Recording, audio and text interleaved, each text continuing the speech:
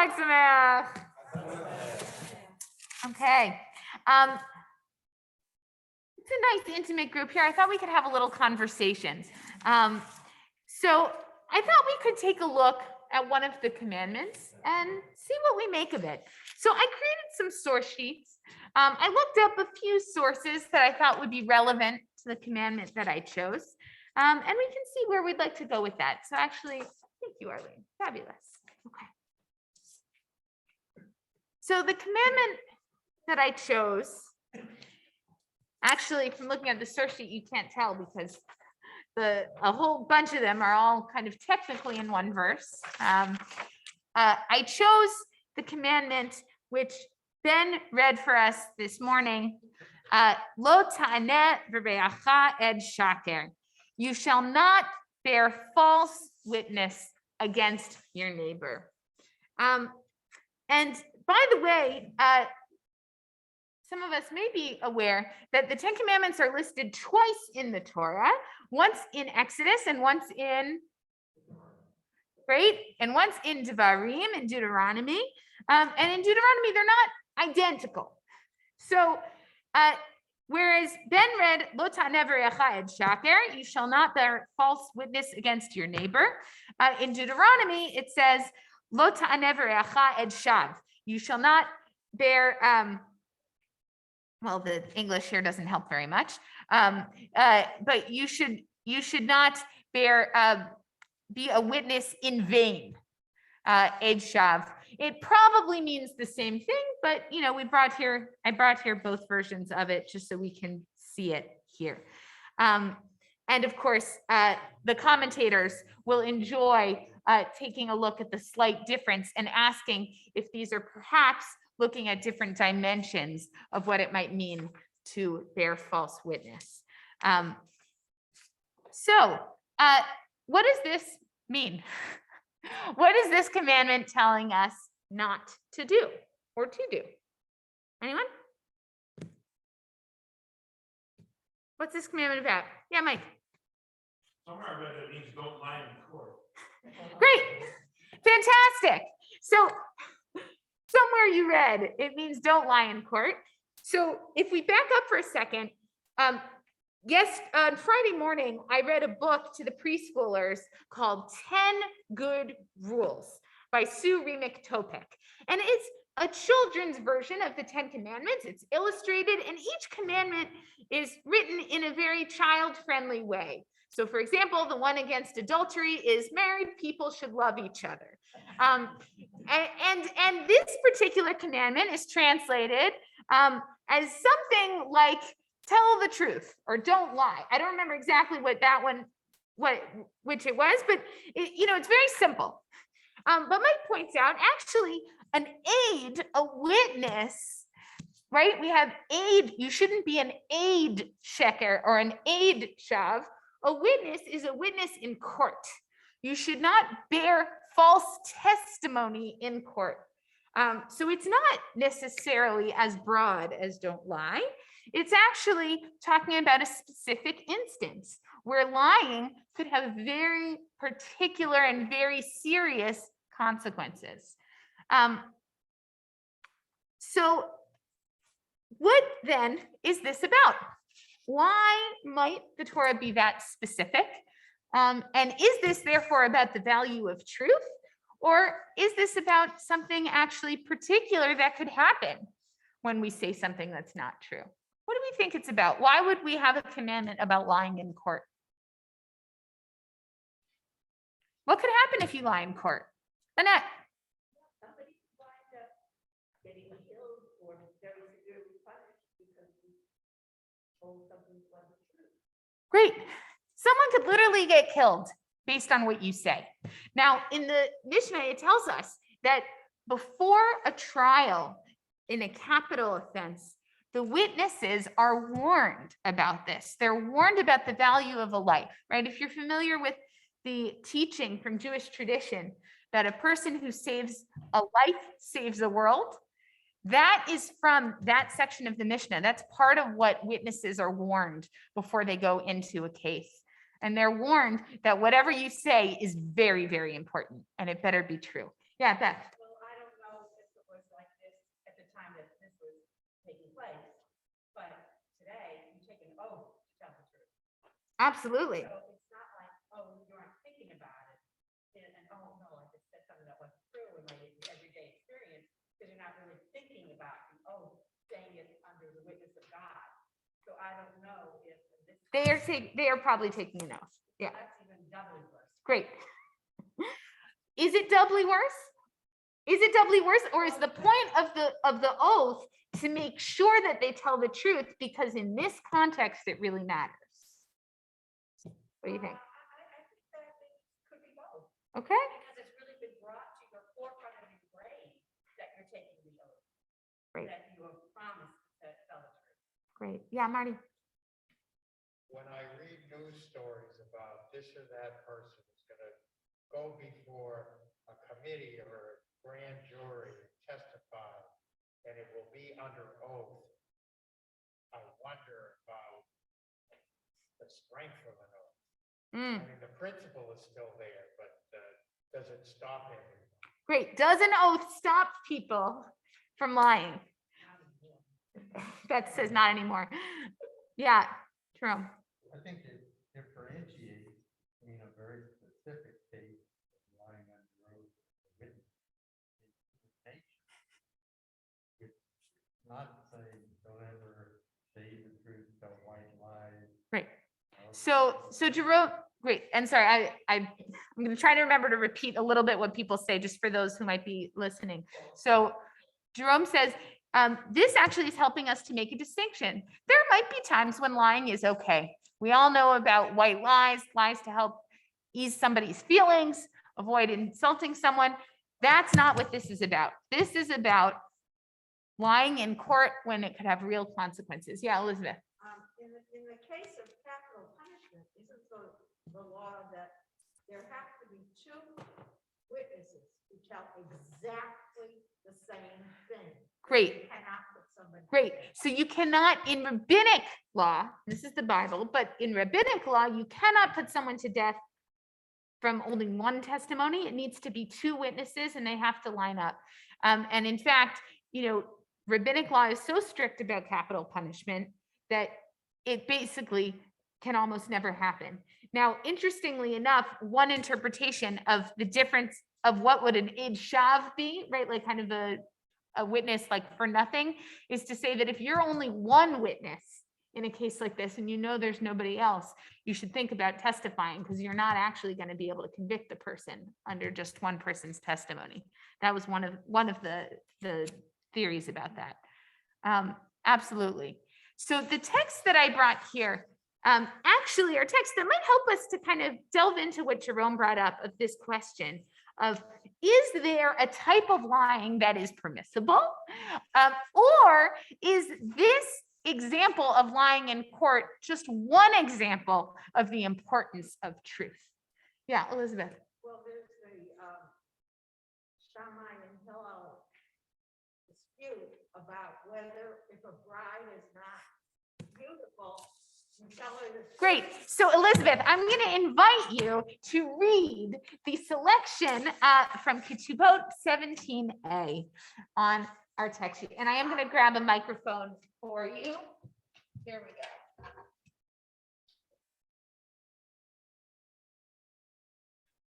One recites praise of the bride as she is, emphasizing her good qualities.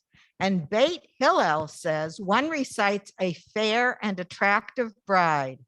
Beit Shammai said to Beit Hillel, in a case where the bride was lame or blind, does one say with regard to her a fair and attractive bride? But the Torah states, keep you from a false manner. Okay. So Elizabeth says, according to this text, sometimes you should lie. And why would you lie in this text? Anyone? Why would you lie? Yes, Rabbi? Protect the feelings of the bride. That's the way every bride is beautiful.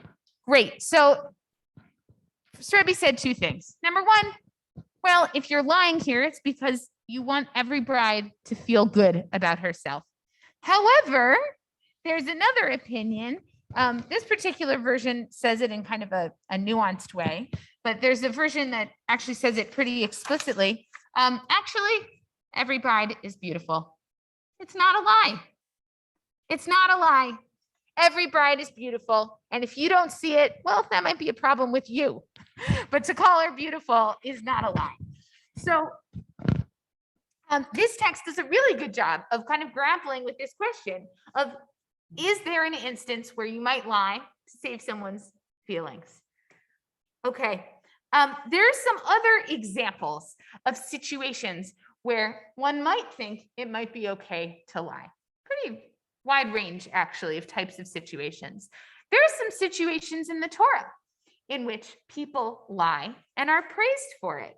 Can anyone think of such a situation? Yeah, Harmon.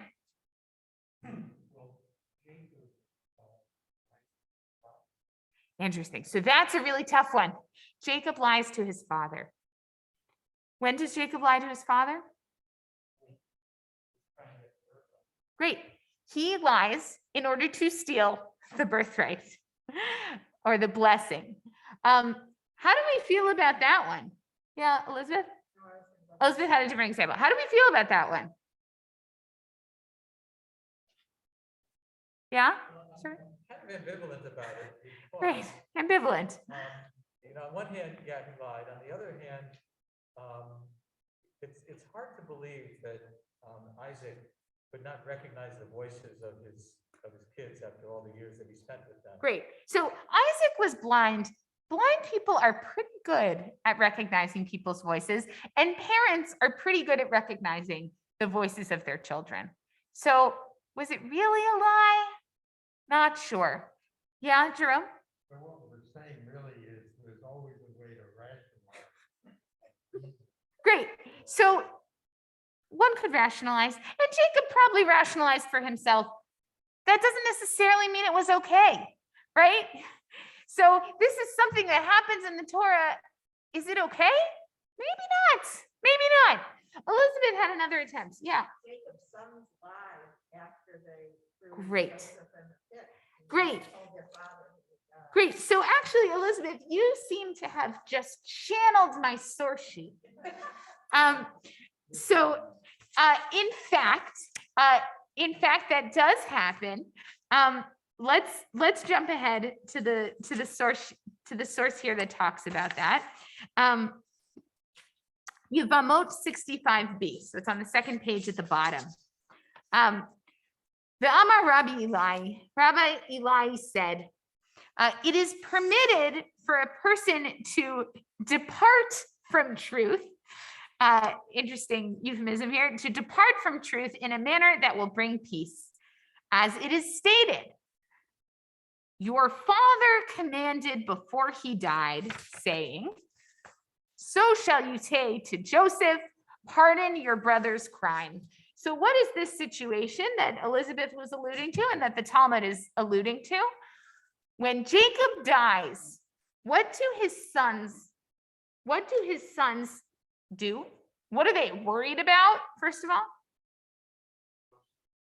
Joseph's revenge. Great. Jacob is dead.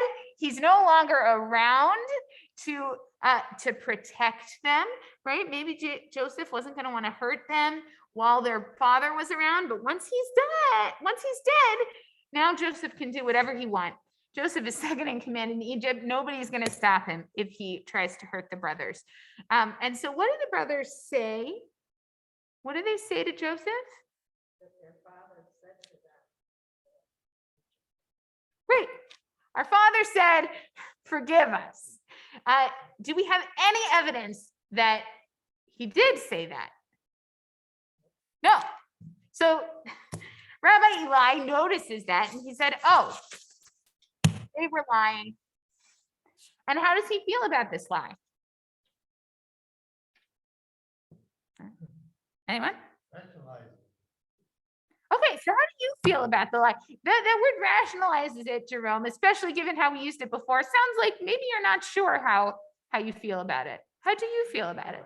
I am sure. You're sure? I'm sure that the distinction in the Ten Commandments is around bearing false witness. Great. Probably understood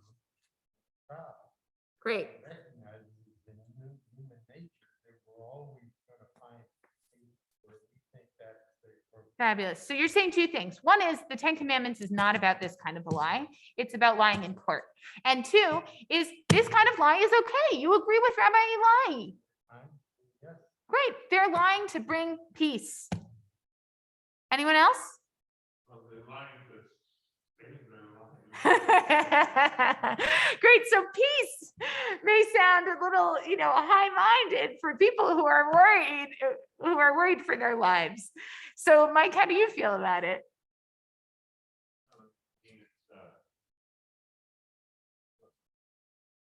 Clearly, in the context, I want to go back to the one that was mentioned before about the pretext of the death of Joseph. Mm-hmm. They never really said to Jacob, Joseph was killed. They just took the coat and made it and staged it so it looked like something happened to him. But I guess that certainly would be defined as a lie if it had to be done before. Right. So you're bringing up deceit, right? Almost killing or selling your brother into slavery and then, showing your father a bloody coat is definitely deceitful. And how do we feel about that kind of deceit? I think it's pretty clear morally. That's not good. Now they're not lying in court. They're not lying in court, but they're certainly doing something wrong. So where does that fall into this? Yeah, Marty. I'm troubled by this. Jerome is right about human nature. But the Ten Commandments are these heavy-duty, high-level, important rules, and lying in court doesn't measure up. Why not? Don't lie. And Jerome's got the answer to that, which is people will lie. So why set us up to fail? Okay, interesting. Marty, I'd actually like us to go back to the first page on our source sheet, to the third text. I took a text from Exodus 23:7, which is not so far from where we were. And I think maybe this can begin to help us look at this question. Marty, do you want to read that? Actually, no. Do you want to read that text for us? Keep far from a false charge. Do not bring death on those who are innocent and in the right, for I will not acquit the wrongdoer. Okay, great. So first of all, this is saying midvar sheker tircha. Stay away from falsehood. So this is actually much closer to what you were talking about, Marty, of a clear statement. Tell the truth. Don't lie. But it also gives a suggestion of what we might be worried about. Why is lying so dangerous? Marty, do you have any thoughts from this text?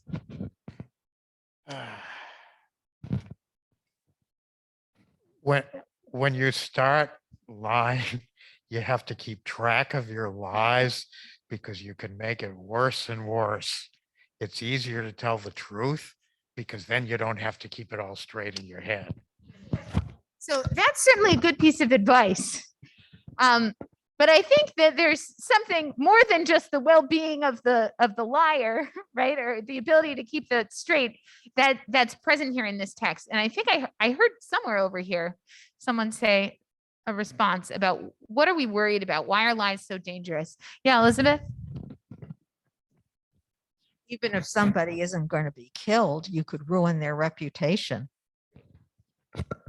Lies are harmful. They hurt people and they can cause a lot of harm. So this example in the Ten Commandments of lying in court, that is lying where you can see the negative impact very clearly, right? If I lie in court that somebody did something that they didn't do, I'm actually really causing them direct pain. I can see it. But there are other cases where people lie where you don't maybe see it as directly, but you're still causing that pain. What kind of cases can we think of? Certainly the case of the brothers with Joseph, right? Having almost killed Joseph and then lying to their father about it. Can we think of other examples? Doesn't have to be from the Torah. Yeah, Harmon. Great. Abraham lied. He was worried about his safety. He thought that people might kill him in order to take Sarah from him.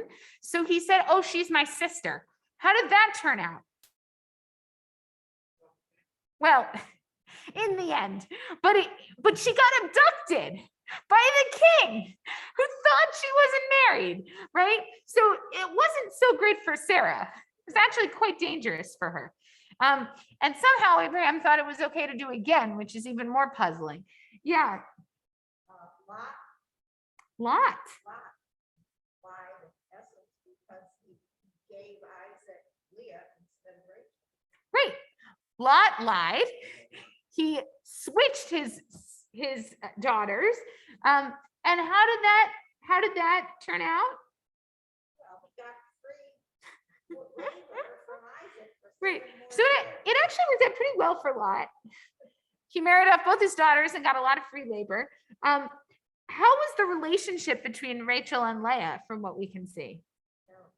Yeah, Oh, but that's. not so good. That's what the Midrash says. Yeah, well, the midrash that says that Rachel hid in the room and spoke instead of Leah on their wedding night so that he would actually believe it was right. Yes, there is a midrash that says that Rachel was in on it.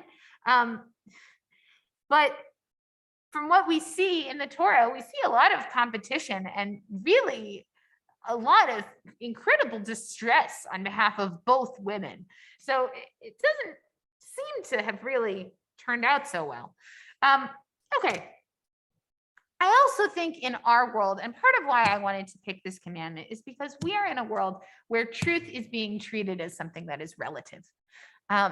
And I think we see that there are real consequences when we can't actually live in a world with a common truth as each other. Then without a shared reality, then it feels almost impossible to move forward. So I brought in some texts here that seem to suggest that there might be reasons to tell falsehood. But I also brought in some texts that I thought maybe begin to touch on really the danger of treading into that territory of falsehood. And I brought a text from the Kliyakar at the bottom of the third page here. Do not answer to your fellow in vain witness. And he says, it adds to the prior point saying it's not just stealing persons, so kidnapping or property that is forbidden, but even stealing opinion, i.e. fraud, that is forbidden. You may not act as if you were giving generous gifts when you know someone won't really get to receive it. Interesting example, right? That is considered vain speech and false and empty. And it is in the category of do not answer to your fellow a vain witness. So the Kliyakar brings in this idea of gnevat da'at, right? Of stealing thoughts, of planting false thoughts in a person, which he connects both to the previous line of don't steal, which is often, as he suggests, is often thought of as kidnapping, but he's saying don't steal items and also don't steal thought. And the lying is part of planting false thoughts in a person. And that's a dangerous thing. He's talking about a person who might pretend to be more generous than they really are, right? But that's just the beginning of constructing a false reality. And he really warns us against that. So where does that leave us? Might there be situations where lying might seem to be a reasonable option? Absolutely. We gave the example of, Joseph's brothers trying to save their lives. There's also the example of the midwives, right? Who lied to Pharaoh to save the lives of children. So there are extreme examples where lying might actually save lives and might be the necessary thing to do when faced with a tyrant, for example. But certainly the truth is something that we need to hold very dear to us, that falsehoods can lead to a very dangerous place. Even if any individual falsehood might seem to be acceptable, I think we need to understand the value of a shared reality, of having those shared thoughts about what actually is true. So I wish that for us, and I think it's something that that is very important for us to pursue. And with that, Chag Sameach.